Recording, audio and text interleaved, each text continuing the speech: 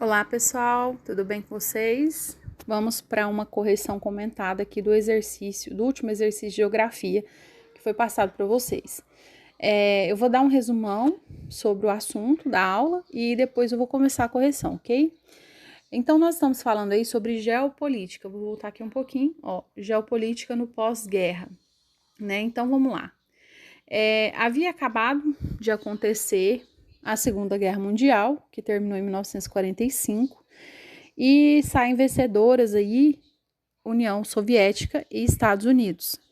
E fortalecidas, né, com um poderio aí militar, um poderio financeiro muito grande, eles saem muito poderosos dessa Segunda Guerra. Diante disso, começa então já uma rivalidade entre essas duas grandes nações aí, Estados Unidos e União Soviética. Então, nós vamos ver aqui a divisão da Alemanha, né? A Alemanha foi dividida com os vencedores e ela futuramente seria repartida entre a Alemanha socialista e a Alemanha capitalista, a Alemanha que seria da parte da União Soviética e a Alemanha dos Estados Unidos, tá? Então, o mundo estava começando uma divisão ideológica. Ideologia significa ideias. Então, o pensamento do mundo todo ele estava sendo mudado, né? Algumas pessoas tinham características que pendiam para alguns países, quer dizer, tinham características que pendiam para o socialismo, alguns países pendiam para o capitalismo e foram formando os blocos antagônicos, quer dizer, blocos que se diferenciam, que são diferentes, né, com ideologias diferentes. Então, começa uma guerra que é chamada, então, de Guerra Fria. E por que ela teve esse nome? Porque, de fato, ela não teve nenhum conflito bélico, nenhum conflito armado. Então, ela foi conhecida como Guerra Fria, uma guerra somente de ideias, uma guerra ideológica em busca de alcançar aí da nação, ver qual era a mais poderosa. E vários momentos aconteceram dessa Guerra Fria, como, por exemplo, a disputa militar aí, né, uma corrida militar, uma corrida espacial, né, quem ia ser que iria enviar o primeiro homem até o espaço e tudo mais, o que trouxe grandes avanços para a humanidade aí, essa corrida e essa disputa ideológica. Mas vamos lá. Então, aqui no contexto, a gente vai ver as mudanças ocorridas na África e na América a partir do pós-guerra. Então, nós vamos entender o seguinte: nesse processo de bipolarização, o mundo dividido em dois blocos, socialistas versus capitalistas, nós vamos perceber, então, que muitos países eles começaram a influenciar por essas ideologias, né? E na África, que era submetida a uma colonização, né? Ela foi submetida ao imperialismo no passado e teve suas terras, né, usufruídas por outros países. Eles começam processos de descolonização, de se desligar da sua metrópole, né? Então, nós vamos ver aí que os Estados Unidos e a União Soviética aproveitam desse momento para ajudar esses países a se tornarem independentes em troca de apoio para os seus blocos aí, ou capitalista ou bloco socialista, né? Então essa foi uma das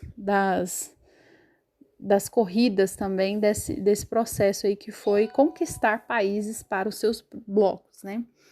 Então nós vamos ver aqui, as colônias elas se tornaram países autônomos, né? Então elas acabaram se tornando independentes dos países que as colonizaram.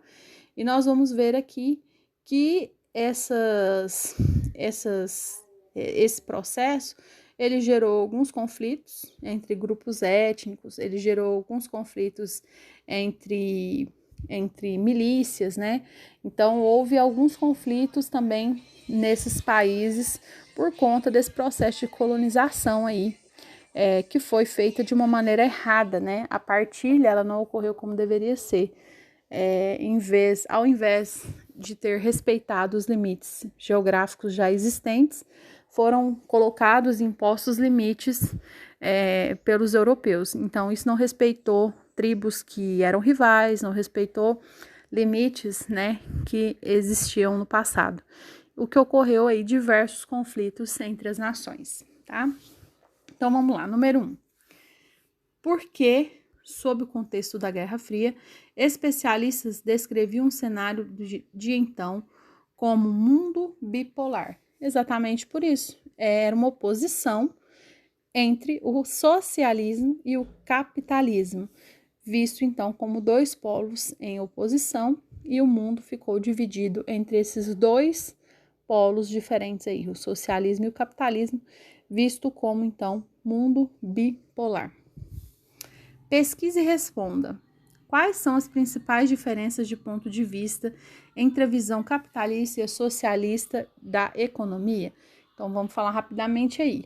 A capitalista defende uma sociedade que deve se guiar a partir da defesa da propriedade privada e que as riquezas sejam distribuídas de acordo com a iniciativa daqueles que arriscam e investem na produção de mercadorias.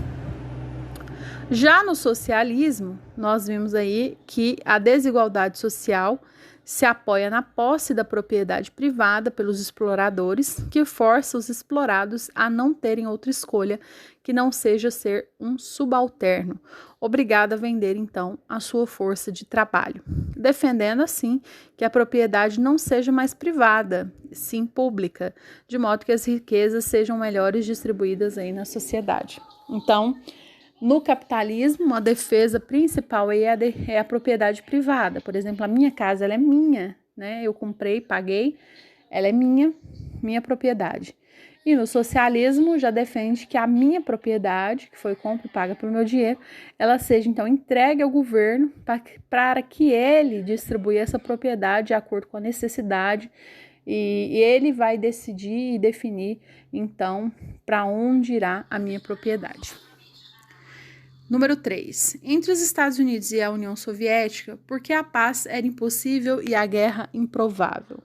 Então, lá, a paz significava um risco que suas ideologias, né, como suas práticas políticas e econômicas, pudessem ser vencidas com a expansão da influência aí do outro. E era improvável porque estavam saindo de uma guerra que deixou o mundo devastado, deixou o mundo pobre, empobrecido, né? E eles detinham a tecnologia para devastarem continentes, né? E assim o conflito seria a destruição de todo o planeta. Por isso eles não imaginariam um conflito de fato aí. Número 4. Ao se observar os eventos na América Latina durante a Guerra Fria, qual seria a principal incompatibilidade entre o discurso norte-americano e as ações executadas por eles? Vamos lá a resposta.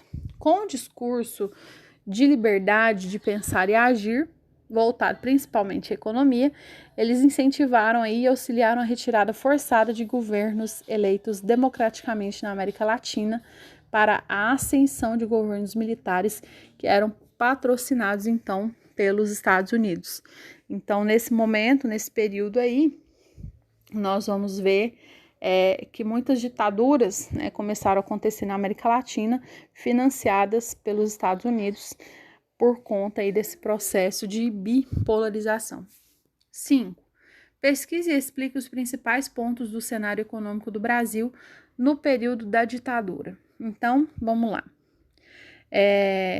De maneira geral, aí, houve em seu início um grande incentivo por parte do governo, abertura de novas indústrias, empresas, né, recorrência de empréstimos ao FMI, investimentos na indústria de base, a economia cresce, ocorre um êxodo rural que sobrecarrega algumas cidades brasileiras por 3 décadas aí, e a centralização fundiária, né, as propriedades rurais elas ficaram cada vez maiores e na mão de poucas pessoas, né, muitos foram impossibilitados de ter terras no Brasil. Houve também aí a perseguição a sindicatos, né, a diminuição dos salários, crise do petróleo, poder de compra do brasileiro caiu progressivamente, e nesse contexto os juros cada vez mais grandes, e os militares entregam a democracia enfraquecida e endividada aí para novas eleições, no caso. 6. Observe a imagem a seguir e responda. Aqui nós estamos vendo a África, né, numa mesa aí, e vários líderes aí europeus, como se ela tivesse sendo repartida. Letra A. Qual fato histórico busca ser representado na charge? Então, nós vimos a partilha arbitrária do continente africano por impérios europeus, né? Essa foi o fato representado. B. Sobre o ponto de vista da organização de um território, os conflitos de grupos rivais na África seriam responsabilidades dos países europeus?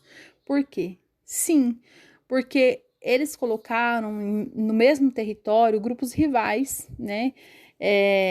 Onde começa a ter várias divergências, instabilidade políticas e administrativas, de modo aí que os impérios eles conseguiam se posicionar com privilégio de negociação diante dessas economias que foram devastadas. Então, eles tinham sim essa responsabilidade. C. Pesquise e explique os principais conflitos que ocorreram sobre esse contexto.